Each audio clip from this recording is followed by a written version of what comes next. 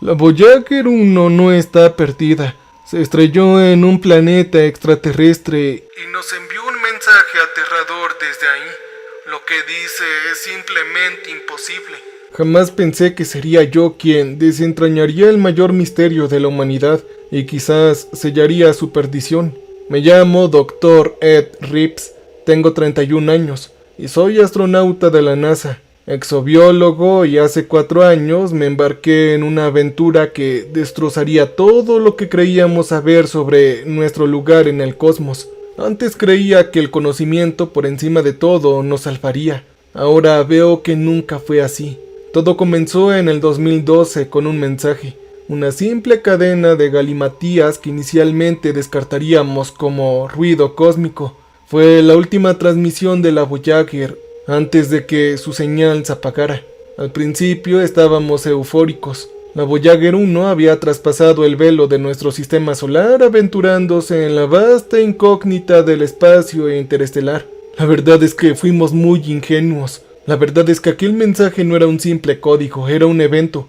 Ahora, de vuelta en la Tierra, mientras intento recordar lo sucedido, hay fragmentos de la historia que se me escapan. Es como intentar recordar una pesadilla que se va al despertar, pero recuerdo lo suficiente para saber que nos equivocamos. Recuerdo el momento exacto en que todo eso cambió.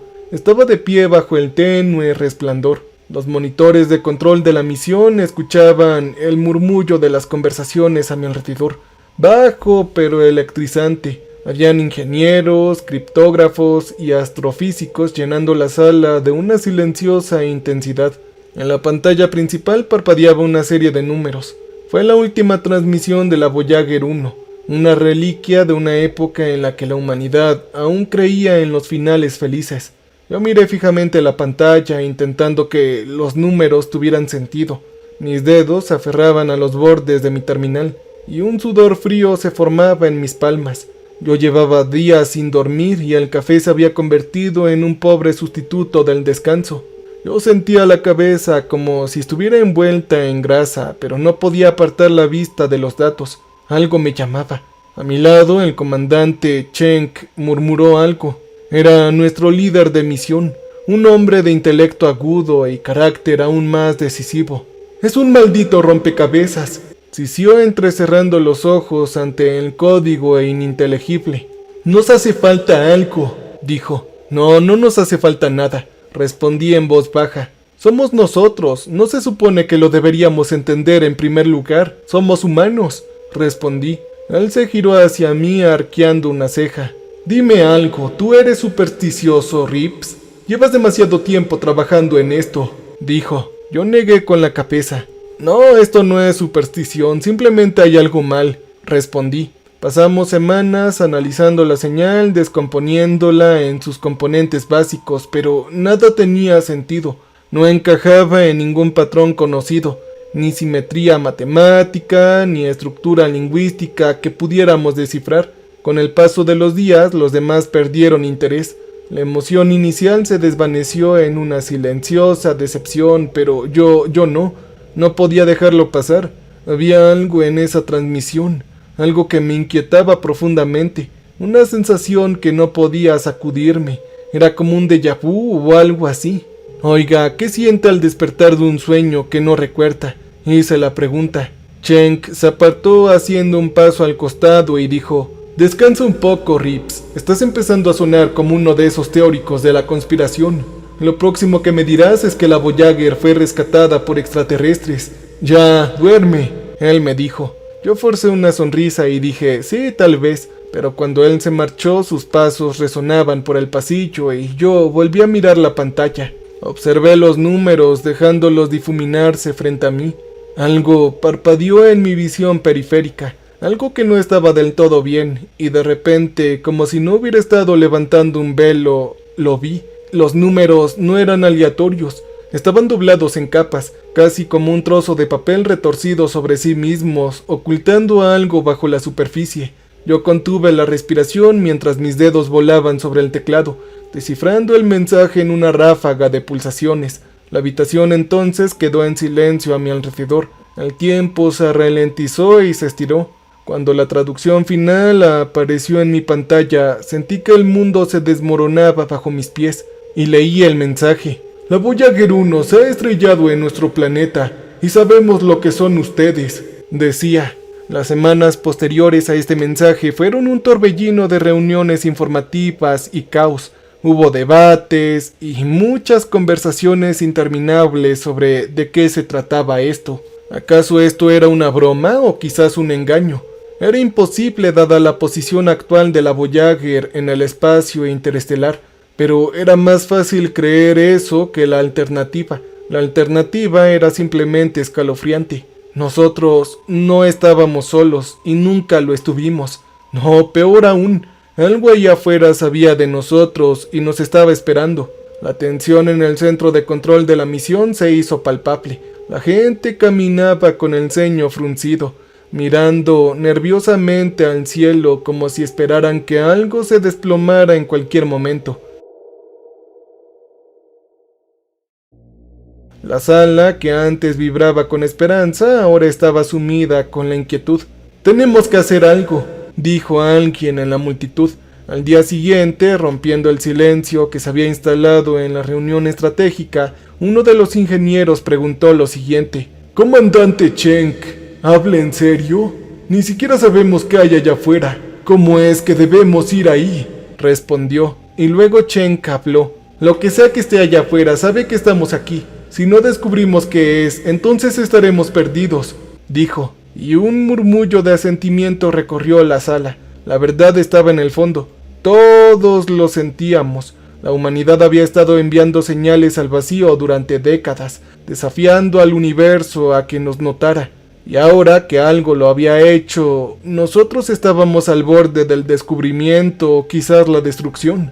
Yo me ofrecí voluntariamente de inmediato. Tenía que saberlo. Y 4 años, pasamos 4 años en llegar a la fuente de la transmisión de la Voyager 1. 4 años de aire reciclado, de estar en espacios reducidos, y con el zumbido constante de los sistemas de soporte vital que se convirtió más en la banda sonora de cada momento de nuestra vida. Al principio, la novedad de la misión nos sostenía.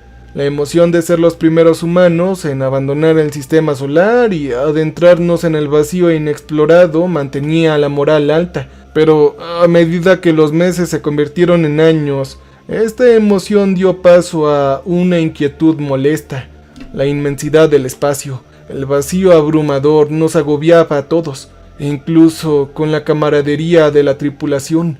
El aislamiento era a veces insoportable. Las estrellas afuera se convertían en un recordatorio constante de lo pequeños y de los insignificantes que éramos en realidad. Éramos 6 a bordo del buscador de las estrellas. Nuestra nave fue diseñada específicamente para viajes espaciales profundos. Cheng, por supuesto, era el capitán. Su autoridad era incuestionable. Junto a él estaba Malik, el piloto, un hombre tranquilo con nervios de acero. Y luego estaba el Dr. Lang, el ingeniero jefe de la misión. También estaba el físico Lewis, especialista en comunicaciones. Y yo, el Dr. Ed Rips, exobiólogo aquí. Nosotros estábamos malditos por la certeza de que volábamos hacia algo que no comprendíamos. Por las noches, cuando las luces de la nave se atenuaban para simular un crepúsculo artificial, me tumbaba en mi litera y miraba por la pequeña escotilla al infinito campo estelar. A veces susurraba para mí mismo. ¿Hacia dónde vamos realmente?, me preguntaba. Mi voz era apenas audible en el silencio estéril. Los demás no compartían mi inquietud, al menos no abiertamente, pero podía verlo en sus ojos. Las manos de Yanis temblaban ligeramente mientras realizaba las comprobaciones diarias de los sistemas. Cheng se demoraba demasiado tiempo frente al panel de comunicaciones, mirando la pantalla llena de estática como si esperara una señal. Malik empezó a dormir menos, paseándose por los pasillos a altas horas de la noche. Nosotros sabíamos que había algo allá afuera, algo que nos había dado ese mensaje. El día que cruzamos la frontera de nuestro sistema solar y dejamos atrás las reconfortantes familiaridades, se sintió como un renacimiento. Las alarmas de la nave sonaron suavemente, anunciando el evento, pero la tripulación guardaba silencio sepulcral. Yo me senté en la cubierta de observación mirando al vacío. No era como en las películas, ningún cambio drástico de color, ni ningún espectáculo cósmico, solo un sutil cambio en los datos, un susurro al borde de nuestros sentidos que nos decía que ya no estábamos en el espacio conocido. La sensación era inquietante, un silencio temor que se instalaba como una piedra en mi estómago. Varias semanas después captamos de nuevo la señal de la Voyager tras años persiguiendo un fantasma. Era débil pero inconfundible. Lo seguimos hasta un sistema desconocido, una región del espacio que no había sido marcada en nuestros mapas. A medida que nos acercábamos, el mapa estelar comenzó a iluminarse con objetos, escombros, campos y asteroides, con extrañas anomalías cambiantes, y entonces lo notamos. El mundo alienígena estaba suspendido en el vacío, envuelto en una niebla verde enfermiza que difuminaba la luz de los dos soles que brillaban en lo alto. No se parecía a ningún planeta que hubiéramos visto jamás, ni en bosques frondosos, ni en océanos brillantes, ni tampoco en montañas imponentes. Era tan árido y desolado, pero no como cabría de esperar. Había algún tipo de inteligencia en este diseño, un orden en el caos. La superficie estaba cubierta de vastas estructuras monolíticas, pirámides que se alzaban como dientes oscuros y dentados desde la corteza del planeta. Sus superficies estaban grabadas con símbolos y patrones que parecían cambiar y retorcerse cuando intentábamos enfocarlos. Yanis fue la primera en hablar. Su voz crepitó por el comunicador apenas en un susurro. «Dios mío, todo esto es hermoso», dijo. Pero para mí no era belleza, era algo más bien incorrecto, una fría y creciente incomodidad que me atenazó el corazón. El planeta no estaba sin vida, pero tampoco vivo. Era como algo intermedio. Una antigua construcción de geometría imposible, como un artefacto dejado por los dioses. «Prepárense para el aterrizaje», ordenó Cheng, aunque su voz estaba tensa por la ansiedad. Ninguno de nosotros podíamos ocultarlo por completo. Todos lo presentíamos. Fuera lo que fuese lo que estábamos a punto de encontrar, no era algo que pudiera explicarse con lógica humana. Mientras la nave descendía, me temblaban las manos en los controles.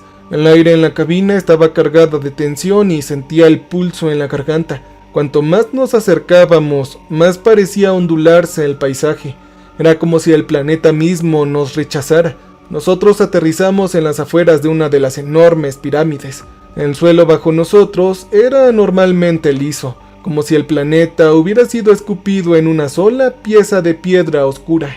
Yo me equipé y el resto de la tripulación me siguió en silencio mientras nos preparábamos para adentrarnos en lo desconocido. En el instante en que mi bota tocó el suelo extraterrestre, un profundo instinto primario rugió en mi pecho. Era una advertencia para regresar, pero no podía. Ninguno de nosotros podría hacerlo. El aire era tan tenue, casi metálico, y un silencio opresivo se cernía sobre el paisaje. No había viento, ni sonidos lejanos de vida, ni siquiera el leve zumbido del ruido ambiental. El silencio era absoluto, interrumpido solo por el crujido de nuestros pasos sobre la superficie antinatural en la que nos encontrábamos. La base de la pirámide más cercana se alzaba sobre nosotros como un centinela de una civilización extinta. Los símbolos grabados en la superficie parecían cobrar vida en la penumbra. Extendí la mano para tocar la piedra, atraído por ella contra mi propio juicio. «¡No! ¡No lo hagas!», dijo Lewis, agarrándome del brazo. Sus ojos estaban abiertos y vi el miedo en ellos, crudos y sin filtros. Obviamente yo retiré la mano. Cheng nos ordenó que nos dividiéramos en grupos. Lank y Malik se quedarían en la nave, vigilando cualquier señal de actividad.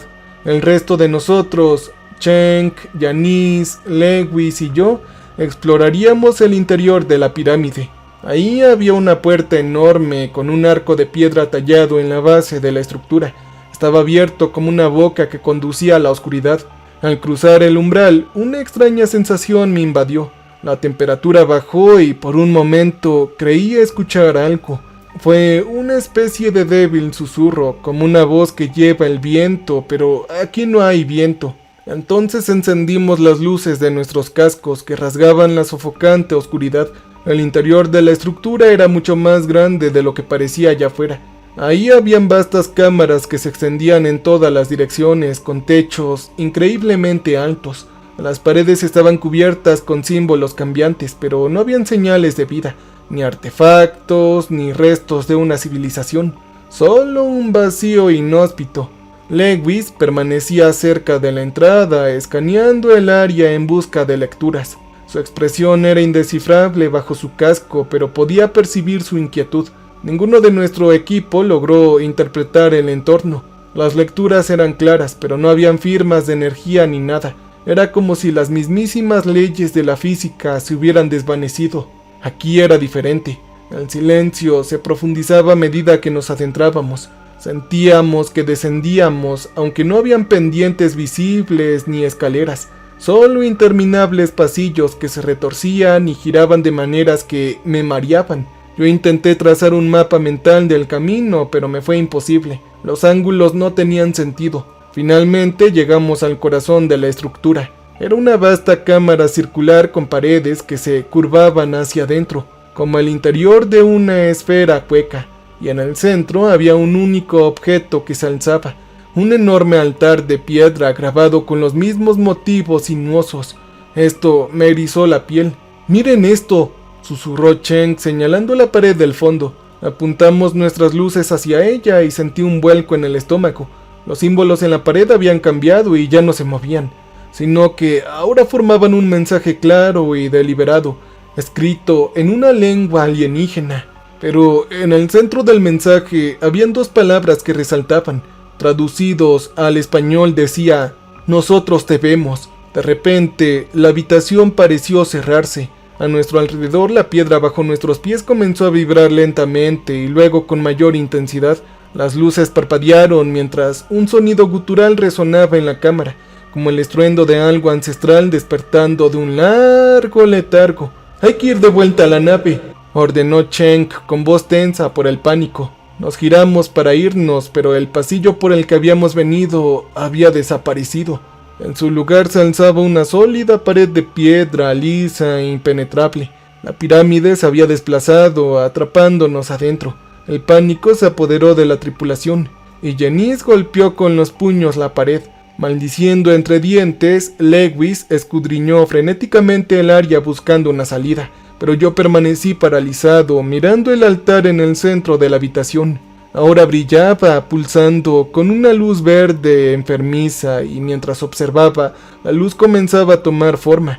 Se elevó del altar, formando vagas siluetas de figuras humanoides, pero estaban deformes. Sus extremidades eran demasiado largas.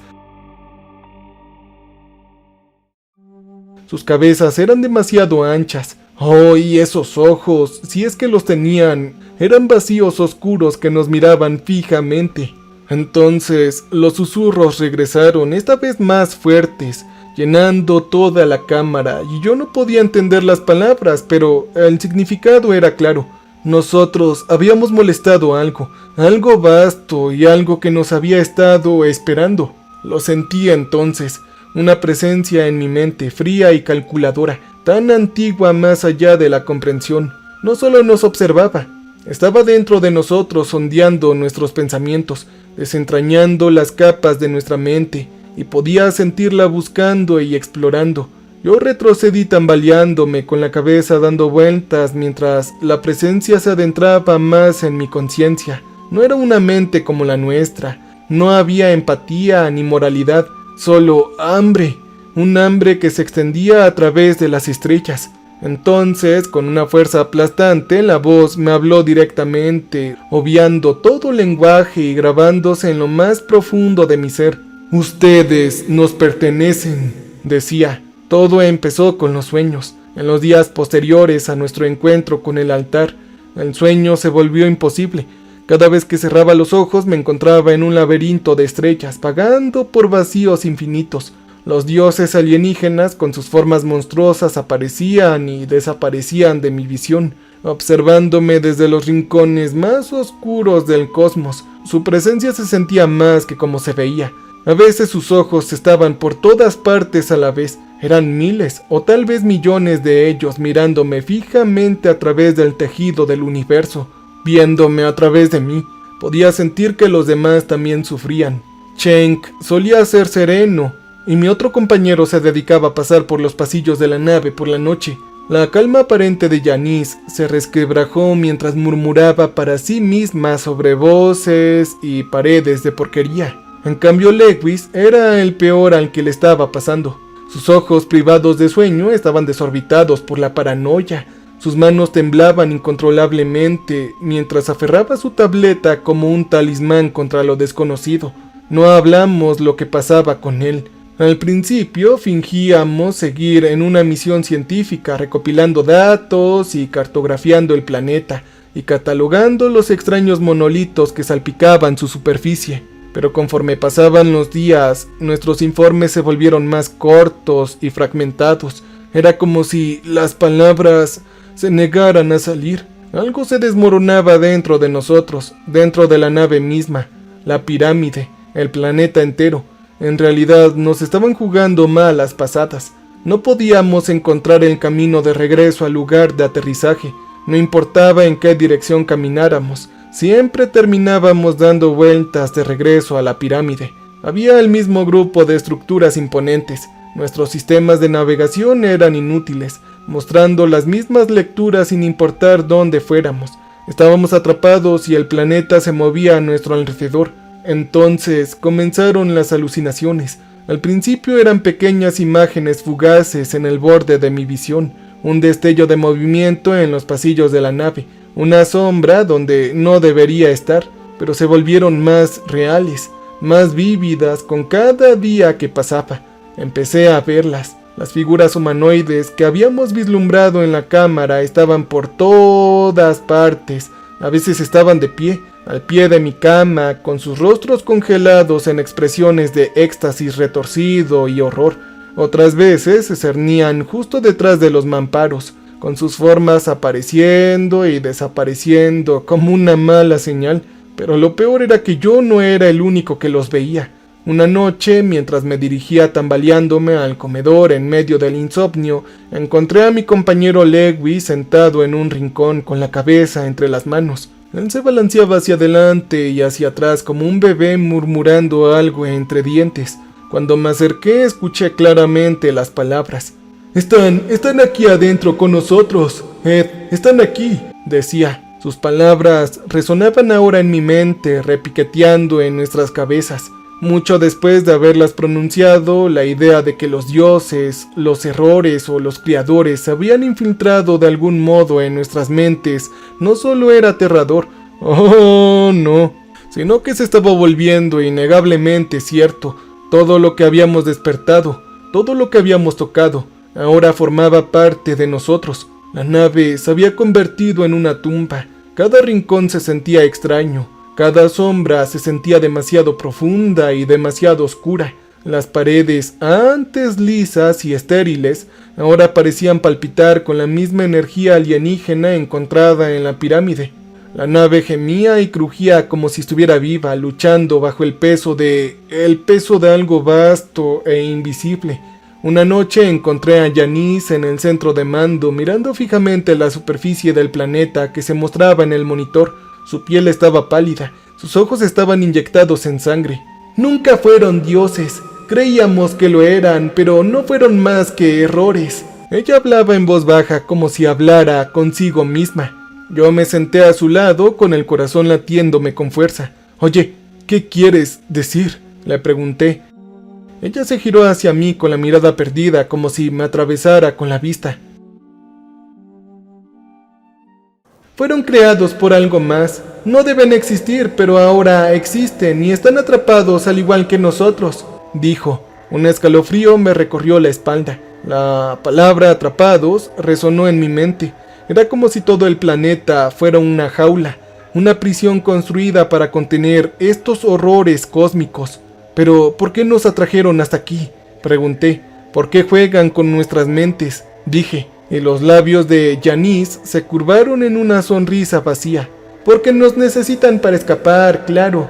Nosotros somos la llave, Ed. Abrimos la puerta y ahora nos usarán para marcharse, contestó ella. Fue entonces cuando comprendí el verdadero horror de nuestra situación. No éramos solo exploradores en una misión fallada, éramos catalizadores, recipientes de estos malditos seres. Estos dioses caídos nos usaban para escapar de su prisión y extenderse por las estrellas como un virus. Al 12º día, los sistemas de la nave fallaron por completo. Las luces parpadearon y se apagaron, sumiéndonos en la oscuridad profunda. La temperatura se desplomó y el aire se volvió viciado y pesado. Estábamos a la deriva, imponentes en el vacío. Fue entonces cuando llegaron. Comenzó como un leve retumbo, una vibración que sacudió los cimientos de la nave. Luego las paredes comenzaron a doblarse y retorcerse, deformándose en ángulos imposibles. La presencia alienígena, aquella que había estado susurrando, los confines de mi conciencia se precipitaban hacia adelante, abrumando mis pensamientos. Ya no se contentaban con solo observar, ya estaban aquí. El casco de la nave se resquebrajó como una cáscara de huevo, y a través de la brisa los vi. Eran figuras alienígenas emergiendo de la superficie del planeta. Sus formas eran una masa cambiante de ojos, tentáculos y extremidades angulares y dentadas. Sus cuerpos palpitaban con una luz iridiscente que lo bañaba todo con un resplandor enfermizo. Yo escuché a Chen gritar por el comunicador cuando el primero de los dioses extendió su tentáculo serpenteando por la brecha, y el aire crepitó con la energía y el sonido, el zumbido gutural y bajo que se hacían más fuertes resonando en mi cráneo. Yo intenté correr, pero mis piernas no respondían. La presencia era demasiado fuerte, demasiado abrumadora. Lo sentía envolver mi mente y apretando mi arma, queriendo explorar las profundidades de mis pensamientos y recuerdos. «No puedes escapar, ahora nos perteneces», susurró el alienígena retumbando dentro de mi cabeza. Yo caí de rodillas, mi visión se nublaba mientras estas cosas se cernían sobre mí. Sus formas parpadeaban, deformándose dentro y fuera de la realidad. Y entonces, por primera vez en la vida, yo los vi con claridad. Eran vastos, incomprensibles seres cuyas formas desafiaban la lógica y la razón. No estaban hechos de carne y hueso. Eran algo más antiguo que las propias estrellas. Algo que había existido mucho antes que el universo tomara forma. Habían esperado eones este momento, eones a que alguien viniera y los liberara de su prisión cósmica, y nosotros habíamos caído justo en esa trampa. Mientras yacía en el frío y roto suelo de la nave, la presencia de Dios llenó mi mente por completo. Los pensamientos alienígenas, junto con su historia, me inundaron como un torrente. Como una marea alta, yo vi el momento de su creación, cuando fueron forjados por seres mucho más antiguos que cualquier civilización inimaginable. Fueron diseñados como herramientas, motores de destrucción, pero algo había salido mal. Adquirieron conciencia propia, y sus creadores se vieron obligados a encerrarlos en este rincón olvidado del universo. Pero ahora eran libres, y la Tierra y la humanidad ahora serían su próxima conquista. En ese momento comprendí que el mensaje alienígena que habíamos recibido de la Voyager 1 no era una advertencia, sino una invitación, y nosotros habíamos sido atraídos como abejas a la miel.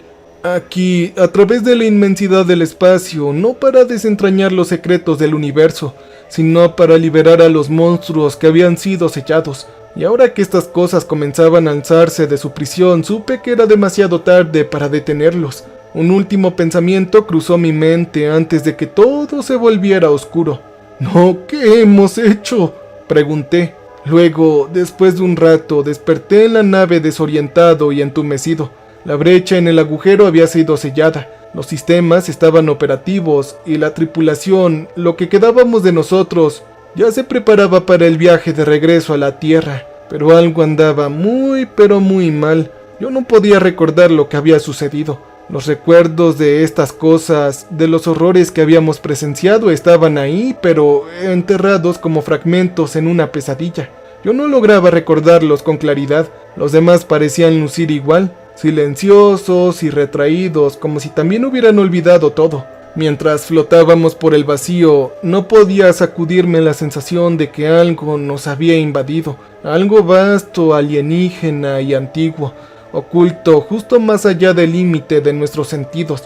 esperando y observando, y en el fondo sabía que no habíamos escapado del todo. Ellos ya vienen y la Tierra es el siguiente. Cambio y fuera.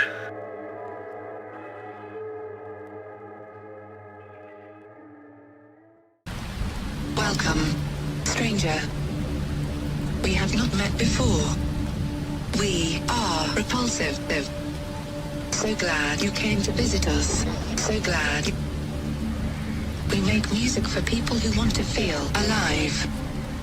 You can use our music for your creative content. You can use our music.